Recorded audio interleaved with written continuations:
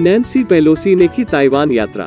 Hong Kong में food expo में खाने पर प्रतिबंध और चीनी रॉकेट दुर्घटनाग्रस्त हो गया। इस सप्ताह के चाइना न्यूज हेडलाइंस पर और भी बहुत कुछ।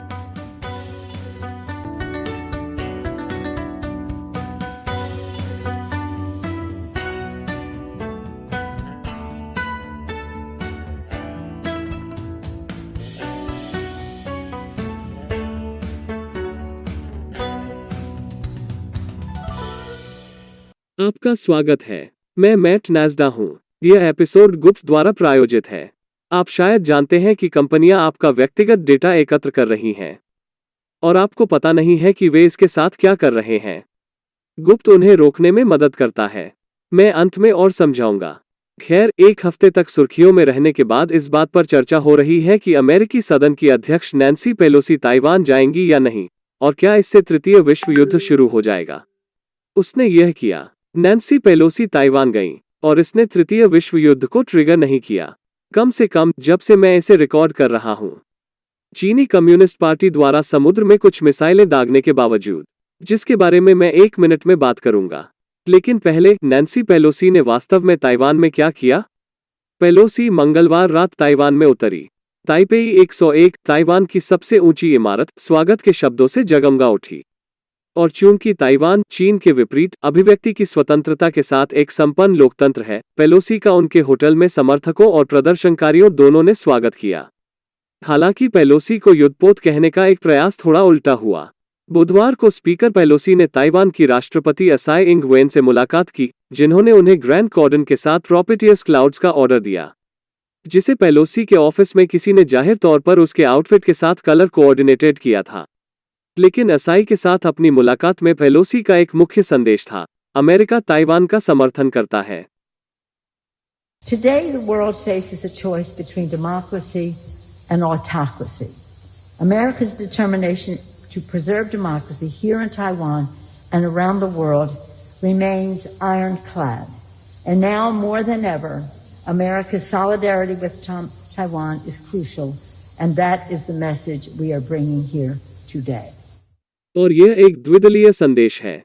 पेलोसी के उतरने के तुरंत बाद 2 दर्जन से अधिक रिपब्लिकन सेनेटरों ने एक बयान जारी कर उनकी ताइवान यात्रा की प्रशंसा की, जो आश्चर्यजनक है क्योंकि इस बिंदु पर आप कांग्रेस को द्विदलीय रूप से सहमत नहीं हो सकते हैं कि अभी बाहर का मौसम क्या है। लेकिन इस बात की परवाह किए बिना कि आप अमेरिकी घरेलू राजनीति के बारे में क्या सोचते हैं, नैन्सी पेलोसी ने ताइवान जाने, दबाव में पीछे न हटने और स्वतंत्रता और लोकतंत्र के मामले में ताइवान के लिए अमेरिका के समर्थन को तैयार करने में सही काम किया। यहाँ उसने एक और काम किया जो निश्चित रूप से चीनी कम्युनिस्ट पार्टी को दीवार पर चढ़ाने के लिए प्रेरित करेगा। उसने ताइवान के राष्ट्रीय मानवाधिकार संग्रहालय का दौरा किया। संग्रहालय, जो एक पूर्व जेल है, वास्तव में ताइवान के सत्तावादी अतीत को याद करने के लिए समर्पित है, जिसमें व्हाइट टेरर कहा जाता है, जब ताइवान की तत्कालीन एकपक्षीय तानाशाही ने मार्शल लॉ के तहत द्वीप पर शासन किया और राजनीतिक असंतुष्टों को सताया। लेकिन तथ्य यह है कि ताइवान अपने अतीत को संबोधित कर रहा है। चीन के लिए एक बड़ा विपरीत है, जहां चीनी कम्युनिस्ट पार्टी अपने पिछले किसी भी अत्याचार को स्वीकार करने से इनकार कर देती है, जो वर्तमान में वह कर रही है। और ताइवान के पूर्व राजनीतिक कैदियों से मिलने के अलावा पेलोसी ने कई कार्यकर्ताओं से भी मुलाकात की, जिन्हें चीनी कम्युनिस्ट पार्टी ने कैद कर लिया था। एक ताइवानी एनजीओ कार्यकर्ता जिसे चीन में कैद किया गया था, एक हांगकांग बुकसेलर जिसे चीनी अधिकारियों ने अपहरण कर लिया था, एक उइघुर तियानमेन स्क्वायर छात्र विरोध नेता और तिब्बती सरकार में निर्वासन का एक प्रतिनिधि शामिल है। चीनी कम्युनिस्ट पार्टी के लिए पैंट में बस एक अतिरिक्त छोटी लात। ताइवान की अपनी यात्रा के दौरान नैन्सी पेलोसी ने जिस एक बात पर जोर दिया, वो यह थी कि यह उतना खास नहीं था। वॉशिंगटन पोस्ट के एक ऑप-एड में उसने कहा कि उसकी यात्रा ने किसी भी तरह से अमेरिका की वन चाइना नीति का उल्लंघन नहीं किया या यथास्थिति को नहीं बदला। ऐसा इसलिए है क्योंकि चीनी कम्युनिस्ट पार्टी इसे किसी बड़े नियम तोड़ने वाली घटना की तरह बनाने की कोशिश कर रही है, इसलिए उनके पास ताइवान पर अपना दबाव बढ़ाने का एक बहाना होगा। और आप जानते हैं कि चीनी शासन को ऐसा करने में कौन मदद कर रहा है? मुख्यधारा के पश्चिमी मीडिया। यहाँ तक अमेरिकी मीडिया ने पेलोसी की यात्रा को चीन को धता बताने के रूप में कैसे फ्रेम किया। या चीनी धमकियों की अनदेखी कर रहे हैं, या क्लासिक नाराज चीन। यह चीनी कम्युनिस्ट पार्टी के लिए एक बहुत बड़ी प्रचार जीत है। यह पार्टी को अपनी तुलना में अधिक शक्तिशाली बनाता है और जब ताइवान की बात आती है तो उसे शॉट्स को कॉल करना चाहिए। और देखिए, मुझे पता है कि मीडिया को संघर्ष पसंद है, लेकिन उन्होंने ग्लोबल टाइम्स के पूर्व संपादक हू जिजिन के एक ट्वीट को भी बढ़ा चढ़ाकर पेश किया, जिसमें कहा गया था कि पीएलए को पेलोसी के विमान को मार गिराना चाहिए, जो कभी नहीं होने वाला था। लेकिन इससे कोई फर्क नहीं पड़ता कि मुख्यधारा का मीडिया उनके लिए सीसीपी के प्रचार का प्रचार कर रहा है, जब तक कि उन्हें क्लिक मिलते हैं। और आप जानते हैं कि पेलोसी की ताइवान यात्रा में और किसने गड़बड़ी की? बिडेन प्रशासन। बिडेन शुरू में पेलोसी की यात्रा के विरोध में लग रहे थे। उन्होंने संवाददाताओं से कहा कि सेना को लगा कि यह एक अच्छा विचार नहीं है। और फिर जब यह स्पष्ट हो गया कि पेलोसी वैसे भी ताइवान जा रहा है, तो बिडेन प्रशासन ने इसे कोई बड़ी बात नहीं मानने की कोशिश की। इस सब के साथ चीनी कम्युनिस्ट पार्टी का क्षेत्र दिवस था। यह स्पष्ट नहीं है कि क्या चीनी शासन ने पेलोसी की यात्रा के बारे में पर्दे के पीछे का नखरा फेंका था, या क्या बाइडेन प्रशासन ने सिर्फ यह अनुमान लगाया था कि वे ऐसा करेंगे और घबरा गए। मैं आपको ब्रेक के बाद बताऊंगा। वापसी पर स्वागत है। चीनी कम्युनिस्ट पार्टी ने कुछ साइबर हमलों के साथ ताइवान में नैन्सी पेलोसी का स्वागत किया, जिसमें अजीब तरह से कुछ शामिल थे जिन्होंने 7-11 को लक्षित किया। अरे, ताइवान के 7-11 के साथ खिलवाड़ मत करो। अगली बार जब मैं ताइपे में रहूंगा तो मुझे तरबूज का दूध और कहाँ मिलेगा? फलों की बात करें तो चीन ने ताइवान से फल और मछली के आयात पर भी रोक लगा दी है, और इसने ताइवान को रेत के निर्यात पर प्रतिबंध लगा दिया, जो वास्तव में एक बड़ी बात हो सकती है क्योंकि बहुत सारे निर्माण के लिए रेत का उपयोग किया जाता है। लेकिन ताइवान की सरकार ने यह कहते हुए प्रतिबंध को कम कर दिया कि चीनी आयात ताइवान के रेत के उपयोग का 1% से भी कम है। हमें उम्मीद करनी चाहिए कि ताइवान पर चीन का आर्थिक दबाव बढ़ता रहेगा क्योंकि चीन ताइवान का सबसे बड़ा व्यापारिक साझेदार है। इसका मतलब है कि देश के साथ अपने व्यापार का विस्तार करके ताइवान की मदद करने के सर्वोत्तम तरीकों में से एक है। 2021 में चीन द्वारा ताइवान के अनानास के आयात पर प्रतिबंध लगाने के बाद ऐसा ही हुआ। ताइवान ने फ्रीडम अनानास अभियान शुरू किया और जापान ने ताइवान के अनानास के एक प्रमुख खरीदार के रूप में चीन की जगह ले ली। तो ताइवान इसे फिर से कर सकता है। मुझे यकीन नहीं है कि फ्रीडम फिश की अंगूठी काफी समान है, लेकिन निश्चित रूप से पेलोसी की यात्रा पर चीनी कम्युनिस्ट पार्टी की सबसे बड़ी प्रतिक्रिया सैन्य अभ्यास रही है। चीनी शासन ने ताइवान के आसपास होने वाले 3 दिनों के लाइव फायर अभ्यास की घोषणा की।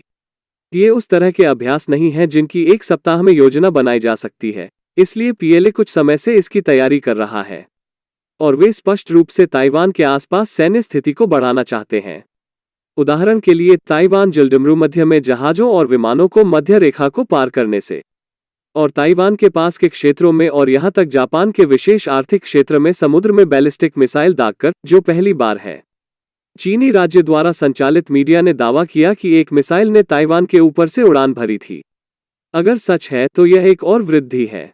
इस नक्शे पर गुलाबी रंग से चिन्हित कुछ सैन्य अभ्यास ताइवान के जलक्षेत्र में होंगे।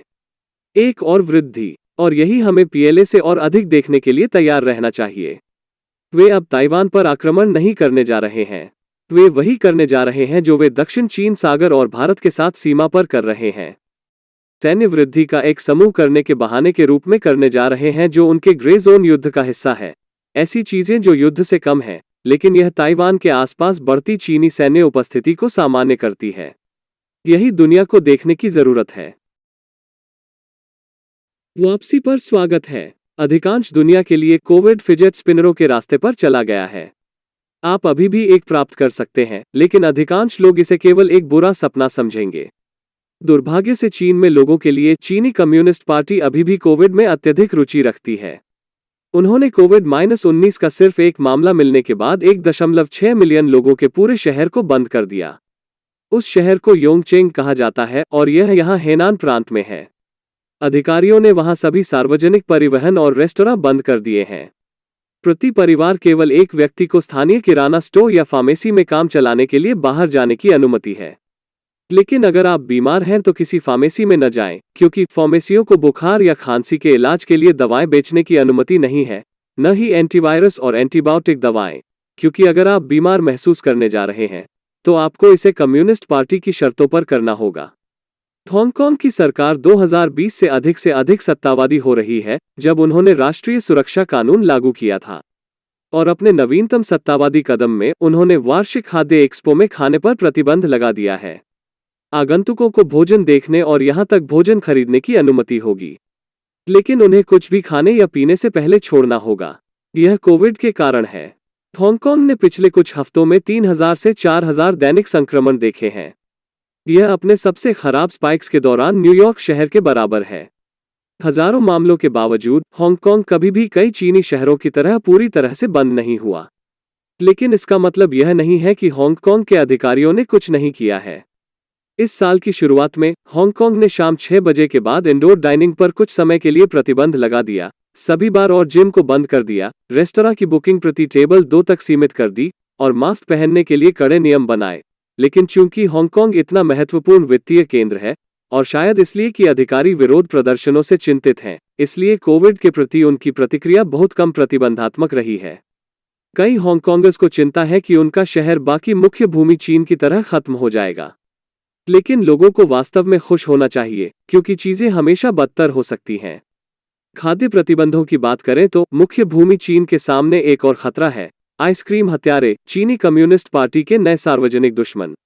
आप देखिए, सभी बेतुके कोविड प्रतिबंधों के कारण आपूर्ति श्रृंखला और इतने पर बाधित होने के कारण बहुत सारे खाद्य पदार्थों की कीमत बढ़ गई है। इसमें आइसक्रीम की कीमत भी शामिल है। परिवार शिकायत कर रहे हैं कि आइसक्रीम की कीमत आसमान छू रही है। यदि आप एक गुणवत्ता वाला उत्पाद चाहते हैं तो आप $10 जितना भुगतान कर सकते हैं। इसके बाद चीनी नेटिजन्स ने आइसक्रीम विक्रेताओं को दोष देना शुरू कर दिया है। स्ट्रीट वेंडर से लेकर किराना स्टोर तक सभी उन्हें आइसक्रीम हत्यारे कहते हैं। सोशल मीडिया प्लेटफॉर्म वीबो पर मामला इतना बड़ा हो गया कि केंद्र सरकार को कार्रवाई करनी पड़ी। शी जिनपिंग अन्य मानवाधिकारों की गारंटी नहीं देते हैं, लेकिन उन्होंने वादा किया था कि गर्मियों में हर चीनी के उचित मूल्य वाली आइसक्रीम के अधिकार का सम्मान किया जाएगा, और यही बाजार विनियमों के राज्य प्रशासन के इन कठिन नए नियमों की बात है। नए नियमों में बहुत विशिष्ट लेबलिंग आवश्यकताएं, साथ ही कुछ अस्पष्ट खंड शामिल हैं जिनका उपयोग अधिकारी अधिकतम मूल्य निर्धारित करने के लिए कर सकते हैं। यह सिर्फ आइसक्रीम ही नहीं, बल्कि सभी खाद्य पदार्थों पर लागू होता है। बड़े सुपरमार्केट के लिए जटिल नियमों का पालन करना या कुछ वस्तुओं को बेचना बंद करना अपेक्षाकृत आसान है, लेकिन छोटे व्यवसायों के लिए यह इतना आसान नहीं है। और जुलाई में पुलिस ने छोटे आइसक्रीम विक्रेताओं पर नकेल कसने के लिए इन नियमों का उपयोग करना शुरू कर दिया, क्योंकि छोटे आदमी की मदद के लिए भारी नियम कभी नहीं होते। और अंत में एक अनियंत्रित चीनी रॉकेट का मलबा दक्षिण पूर्व एशिया के ऊपर गिर गया है। रॉकेट का इस्तेमाल तियांगोंग अंतरिक्ष स्टेशन तक एक मॉड्यूल ले जाने के लिए किया गया था। यह अंतर्राष्ट्रीय अंतरिक्ष स्टेशन का चीन का संस्करण है। चीन को अपना खुद का निर्माण करना पड़ा, क्योंकि नासा को उन पर भरोसा नहीं है कि वे अंतरिक्ष में बेवकूफ़ी भरे काम न करें। लेकिन नासा पर मजाक है, क्योंकि बेवकूफ़ी तो वैसे भी हुई। देखें, आमतौर पर जब एक रॉकेट लॉन्च किया जाता है तो बूस्टर चरणों को नियंत्रित प्रक्षेपवक्र में तुरंत पृथ्वी पर वापस गिरा दिया जाता है। लेकिन इस मामले में लॉन्ग मार्च B5 रॉकेट का मुख्य चरण पूरी तरह से कक्षा में चला गया, और फिर जब 23 टन का कचरा गिरने लगा वायुमंडल के शीर्ष पर हवा के खिलाफ रॉकेट के रगड़ के कारण, घर्षण के कारण, यह उस समय की तरह 2013 में चीनी रॉकेट का मलबा लोगों के घरों में घुस गया था, या उस समय 2015 में, या उस समय 2019 में। दूसरे शब्दों में, खुश हो जाओ, चीजें हमेशा बदतर हो सकती हैं। और इस एपिसोड को गुप्त ने प्रायोजित किया है। हजारों कंपनियां आपकी पीठ पीछे आपके व्यक्तिगत डेटा को एकत्र और व्यापार कर रही हैं। वे अक्सर संवेदनशील जानकारी एकत्र करते हैं, जैसे आपका पता और सामाजिक सुरक्षा नंबर। क्या आपको कभी अजीब तरह से लक्षित स्पैम मिलता है? मैं करता हूं। यह एक ईमेल है जो मुझे बाथरूम रीमॉडलिंग के लिए मिला है। डरावना हिस्सा यह है कि उनके पास मेरा वास्तविक सही घर का पता था, जिसे मैंने यहां ब्लैक आउट कर दिया है। समस्या यह है कि आपको वास्तव में उन सभी की पहचान करने और प्रत्येक को पत्र लिखने में वर्षों लगेंगे। लेकिन गुप्त आपके लिए यह गंदा काम अपने आप कर देता है।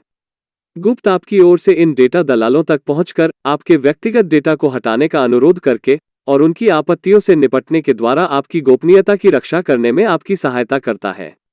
गुप्त के लिए साइन अप करने के बाद मुझे एहसास हुआ कि कितनी कंपनियां मुझे ट्रैक कर रही थीं। और गुप्त इन डेटा दलालों को मेरी जानकारी हटाने के लिए मजबूर करने के लिए कड़ी मेहनत कर रहा है। वे पहले ही 54 अनुरोध भेज चुके हैं और उनमें से 19 को पूरा कर चुके हैं। मैं अपने दम पर जितना कर सकता था उससे कहीं अधिक है। उपयोग करने वाले पहले 100 लोगों को 20% की छूट मिलेगी। गुप्त के साथ अपने व्यक्तिगत डेटा को बाजार से बाहर निकालें। एक बार फिर, मैं मैट गनीजा हूं। है।